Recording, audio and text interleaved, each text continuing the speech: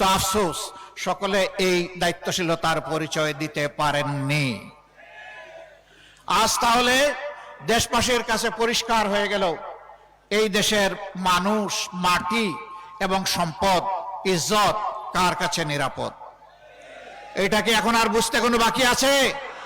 কোনো বাকি নাই। যুবক বন্ধুরা, তোমরা বুক চিতিয়ে লড়াই করে আমাদেরকে মুক্তি এনে দিয়েছ, তোমাদেরকে মোবারকবাদ।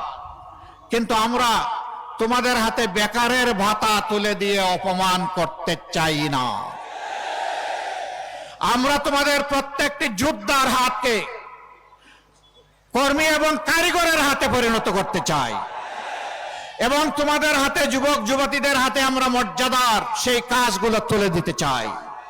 সেদিন তোমরা গর্ব করে বলবে, আমিও আমার নতুন বাংলাদেশের একজন গর্বিত কারিগর, আমারও অবদান আছে, আমি বসে বসে বেকার ভাতা আমি খাই না, বরঞ্চ আমি আমার জাতিকে দিতে চাই।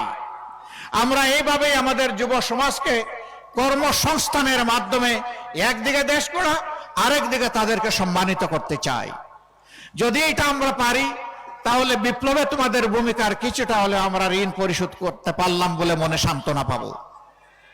মা বোনেরা, ইনশাআল্লাহ এই নতুন বাংলাদেশ আল্লাহ যদি আমাদেরকে গড়ার সুযোগ দেন, এই নতুন বাংলাদেশে আপনি আপনার নিজ গৃহে, অবস্থানস্থলে, আবাস ভূমিতে আপনি চলাচলের সময় এবং কর্মক্ষেত্রে সব জায়গায় ইনশাআল্লাহ দুটি জিনিস আপনাদেরকে আমরা নিশ্চিত করতে আমরা প্রতিজ্ঞাবদ্ধ।